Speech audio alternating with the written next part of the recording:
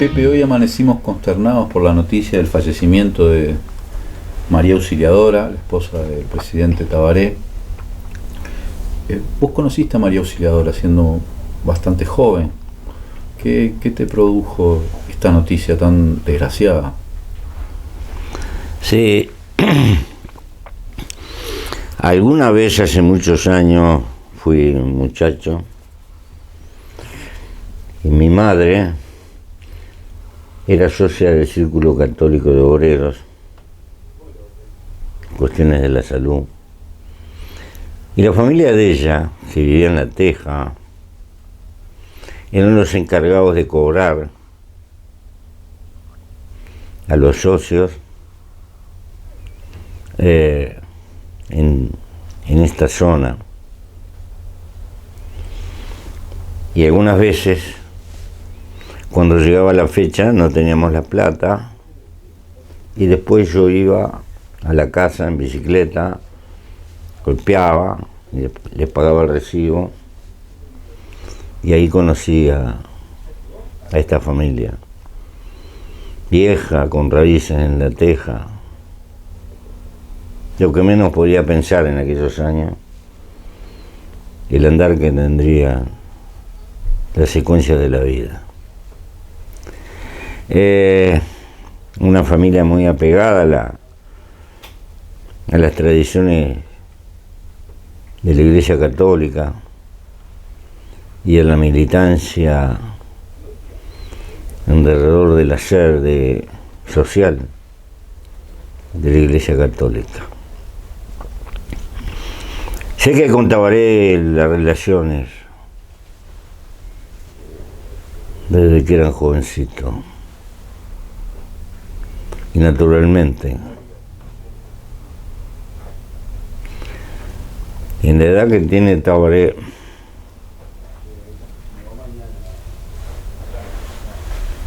el amor es una dulce costumbre, un equívoco compañerismo de refugio.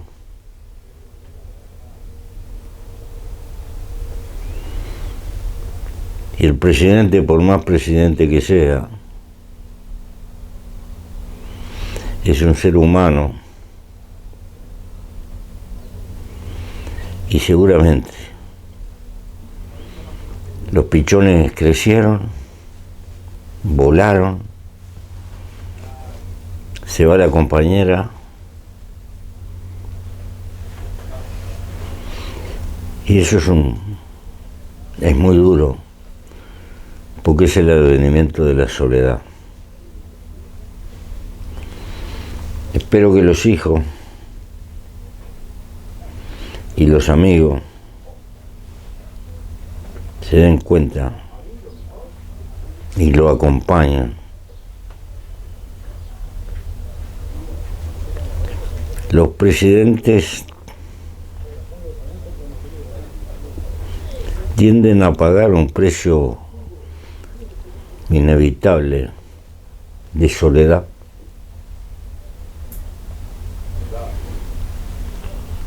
De soledad humana, de soledad no funcional.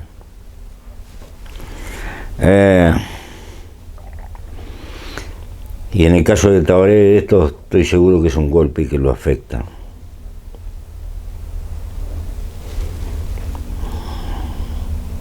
Espero que lo pueda sobrellevar.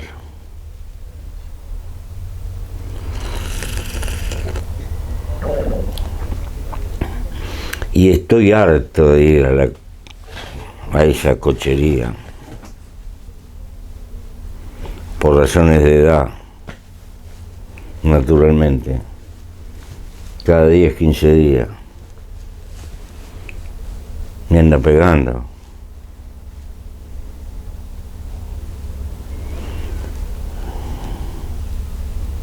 Y la vida es hermosa, y se nos va. No puedo decir otra cosa que aquello de Tirso. Cuando pienso que me voy a morir, tiendo la capa y me acuesto a dormir. Eterna pregunta. hay que ser hasta irreverente con la muerte para soportar las consecuencias. María, sí, ahora además, en un mundo tan lleno de frivolidades y de personas que se encaraman al poder, siempre cultivó un perfil muy bajo, pero una persona muy solidaria, muy de estar con la gente más humilde, incluso Sí. en todos estos años. Yo recuerdo el plan de bucal, ¿no?, dirigido a los niños, justamente los niños más pobres. Ella siempre estuvo presente en ese tipo de actividades que lejos de las cámaras, ¿no? Pero creo que siempre esa vocación auténticamente cristiana, de esa pata del cristianismo que se acuerda de los doloridos, de los que están en dificultades, de los y tiene una vida en eso. Siendo la esposa del presidente, no hizo ningún boato, ningún pamento, nada de primera dama, nada de eso. Siguió siendo como era y fiel a esa manera constante, humilde y casi de militancia no percibida por las cuestiones sociales. Pepe, en este momento, ¿no?, de campaña electoral que estamos transitando, me da la sensación de que todavía la sociedad está buscando cuál es el tema, cuáles son los temas principales que verdaderamente tenemos que discutir para definir en octubre o eventualmente en noviembre el próximo presidente de la República. Veo a los medios muy concentrados en discutir, por ejemplo, la situación en Venezuela o situaciones medios, y no tanto abordando el tema económico, que yo tengo la impresión de que en realidad es donde se va a dirimir realmente la diferencia de modelos que están puestos a elección. Vos, con respecto a esto, ¿qué pensás? Porque también veo en los partidos tradicionales la búsqueda de cultivar un perfil más de centro, algo que no anuncia mucho cuál es esa política económica con la que quieren suplantar o sustituir la que ha venido desarrollando el Frente Amplio. ¿Vos qué observás en este sentido? Yo creo que hay un poco como el tero, que siempre hace pamento lejos del nido.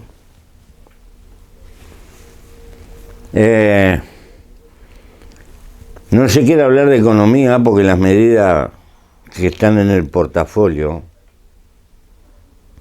son seguramente asquerosas, tienen costo social. No pueden escapar a ese credo de que hay que ajustar, porque hay que reducir el déficit fiscal. Y como no se van a ajustar las hinchas, ellos, ¿a quién le van a ajustar las hinchas? Además, ¿qué es ajustar? Porque uno mira o revisa algunas propuestas programáticas y te hablan de la flota de vehículos. Pero esos son, por más que... Son chirola. Acá ajustar siempre es gastos sociales, jubilaciones, salarios. ¿A qué es ese ajuste que están planteando para vos? Que no enuncian, pero no van al fondo, no te dicen, el ajuste se trata de esto, ¿no? El ajuste es ajuste. El ajuste pueden ser congelación de salario, alguna congelación de algún precio, alguna reducción de determinados impuestos y alguna forma de maquillar los aportes que hace el Estado a la enseñanza, a esto, a lo otro, buscando alguna cobertura de vestir la novia.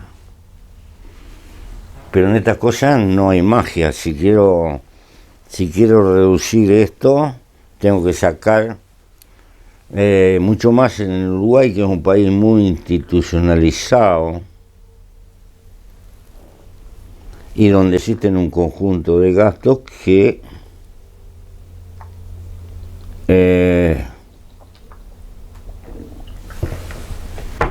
como los aumentos a los jubilados que se mueven con los aumentos salariales. Y eso, quieras que sí o que no, constitucionalmente lo tienes que cumplir, ¿verdad? Acá estamos, todo esto está encadenado. Quiere decir que no quieren hablar de eso, de las medidas prácticas, hablan en general. Shock de austeridad. ¿A vos qué te suena? Cuando te dicen shock de austeridad, ¿qué pensás? Yo vi lo que pasaba en Europa, el shock de austeridad, gente desocupada. ¿Por qué?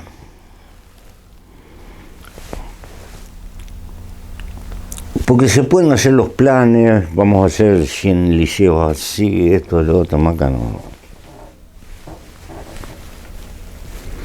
Los 150 millones de dólares acá, allá, quiere decir que voy a gastar más. O no los voy a hacer. O voy a desvestir a alguien para vestir esto. Porque no hay magia. No se precisa ser economista. Entonces, el verdadero problema que tenemos unos y otros es que la verdadera salida es hacer crecer la economía, por un lado para generar trabajo, por otro para recaudar sanamente más, porque precisamos más medios. Y esa es la verdadera discusión. ¿Cuál es el mecanismo para hacer crecer la economía? Cualquiera concuerda que para que haya puestos de trabajo y mover la economía hay que incentivar la inversión. ¿Quiénes son los que pueden invertir? Además de multinacionales como UPM. ¿Quiénes pueden ser los que inviertan en el Uruguay? Lo curioso, y esto es lo que no se plantea, que honradamente hay una masa de ahorristas en el Uruguay que, según dicen los que se dedican a estudiar, pasa largamente los 20.000 millones de dólares que están afuera. Naturalmente que no lo hacen por maldad. Lo hacen porque no tienen una oportunidad de colocarlos acá. Ese es el problema. Y esta es la discusión. ¿Qué hacemos para que les sea conveniente a los tenedores de ahorro y los coloquen en el Uruguay y los transformen en capital? Por ahora es ahorro que está colocado por ahí. Me parece que este sería el tema que tendríamos que ¿Cómo discutir. logramos que la saquen esos 24.000 millones de dólares que tienen en offshore, lo pongan en la economía real, por ejemplo? Sí, por lo menos parte en la economía real.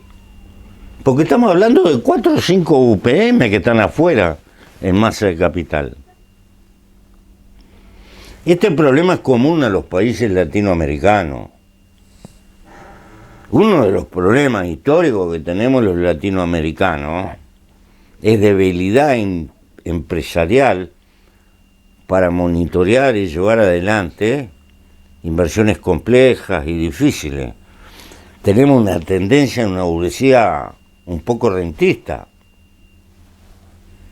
Pero no tenemos que pensar mal, porque nosotros hemos visto algunas señales. Por ejemplo, cuando UTE dio participación para hacer algunos molinos, sobraron las ofertas. Cuando Conapro le salió a vender algún papelito para reforzar su capital, ¡pa!, se vendió enseguida. Es decir, hay avidez, no hay dónde colocar. La gran cosa, ¿qué tenemos que hacer para que esos ahorristas les convenga invertir en el Uruguay? ¿Y qué tenemos que hacer? Yo tengo algunas ideas, que me han dado algunos.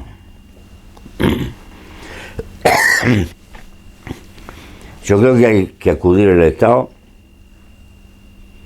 hay que copiar un poquito a los chinos. Un poquito.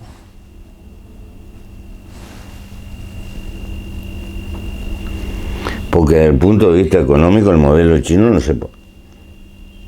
Hay que hay que criticarlo por excesivamente exitoso. El Estado es socio de los privados, pero el Estado no gestiona. Gestionan los privados y cotizan en bolsa. Y si trabajan mal, pierden. Algo de eso.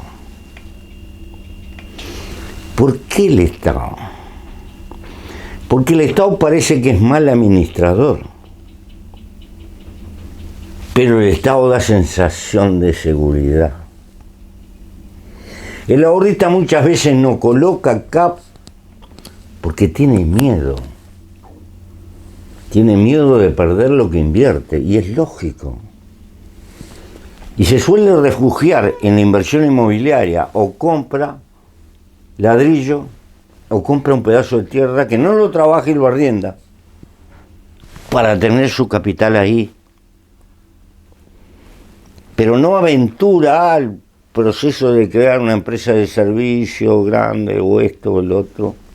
¿Vos pensás, por ejemplo, en inversiones o emprendimientos mixtos entre el Estado y estos ahorristas uruguayos que tienen su dinero afuera? Sí, pero con esta diferencia.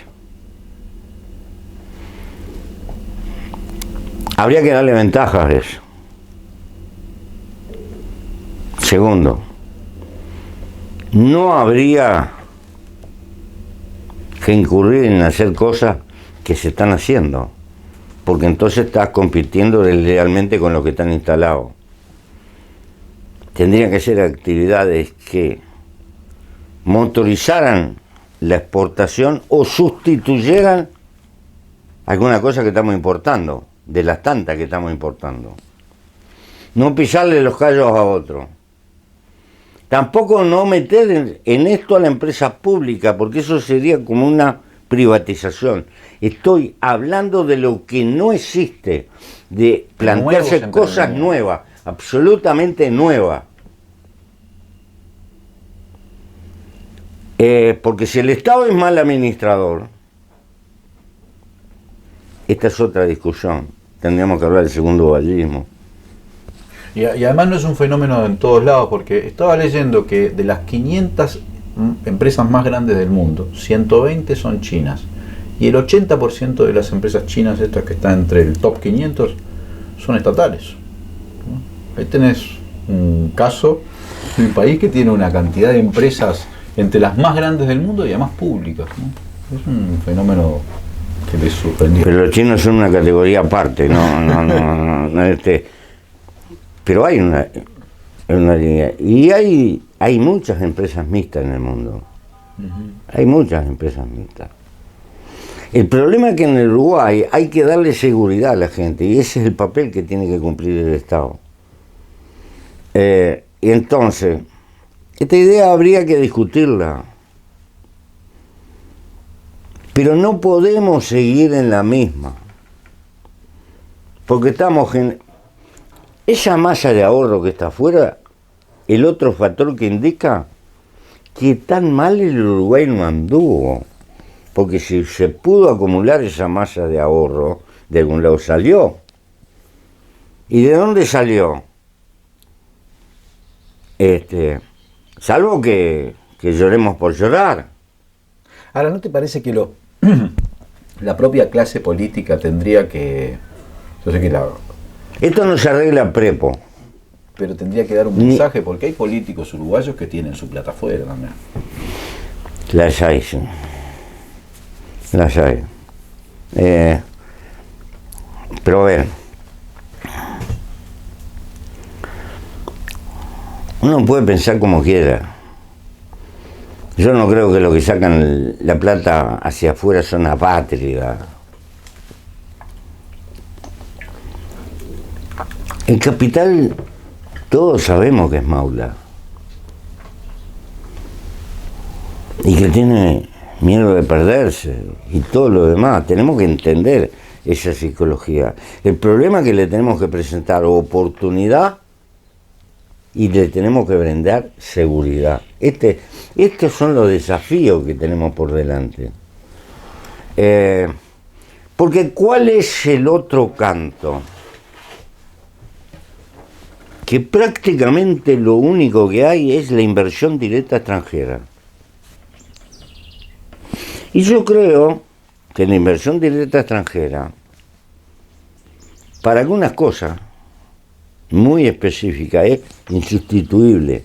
Cuando es portadora de tecnología, cuando viene a hacer cosas que no podemos hacer o y no sabemos hacer, o cuando hay que tener una espalda internacional para intervenir en el mercado que no tenemos. Es decir, no soy. Pero ¿para qué quiero inversión extranjera para poner boliche?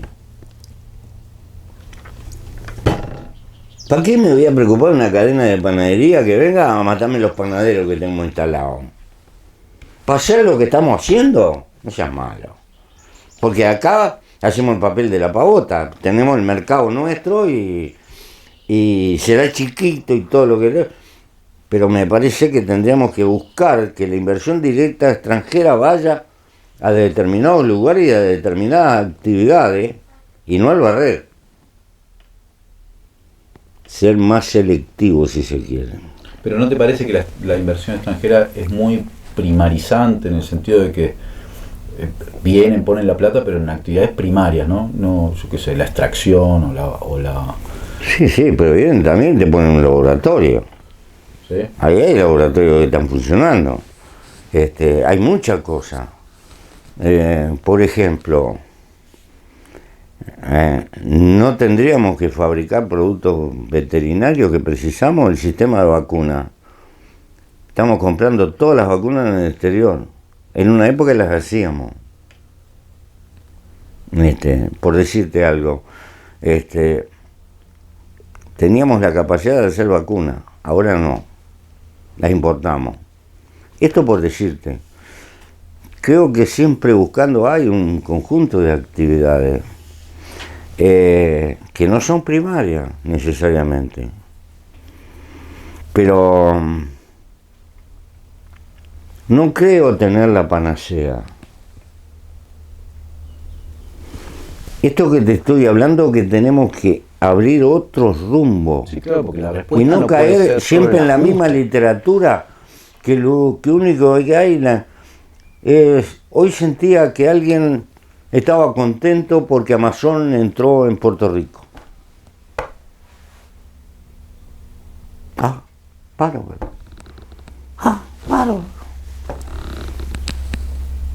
Puerto Rico tiene su mercadito y viene una empresa grande, se instala.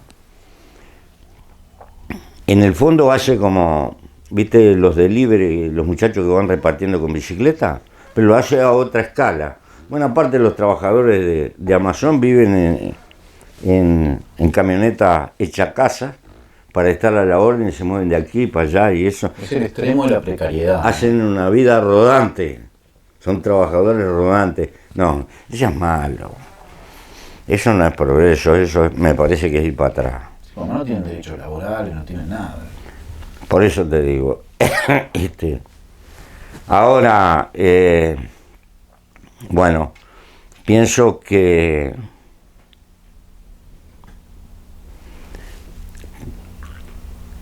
un laboratorio que ayude a los cabañeros para acelerar las transformaciones genéticas que se hace hoy y no existen en Uruguay, es una actividad de punta y de gran valor agregado. ¿Y te parece que los uruguayos que tienen esos ahorros en el exterior estarían dispuestos a un mecanismo de este tipo? Bueno, tal vez que todos no, pero tienen inversiones en Eco Colombia, en la petrolera de Colombia, por ejemplo. Yo sé que hay uruguayos que tienen platita metida ahí y en otros lados. El problema es darle seguridad. Yo creo que la gente cuando saca porque no tiene dónde invertir, sencillamente. Acá no hay un problema ni de bondad ni de maldad. Hay un problema elemental de conveniencia y de seguridad. El problema es si encontramos esos nichos de conveniencia y si podemos brindar seguridad. Y brindo por el Estado, porque el que puede dar seguridad es el Estado. Y aceptemos las críticas que es mal administrador y no lo pongamos a administrar. Pongamos los privados, pero que coticen en bolsa. ¿Por qué? Porque Cuando tenés que cotizar en bolsa, estás controlado por el mercado, implacable. Me parece que habría que discutir. Tal vez no concentrar demasiado las acciones, que puede haber algunos demasiado grandes, no sé. Muchas variables. Pero, porque además está la otra. Si es proyecto a proyecto, el Estado puede poner parte del capital y lo puede financiar con préstamos sin que componga la deuda externa, porque es proyecto a proyecto. Gracias, Pepe. La semana que viene seguimos.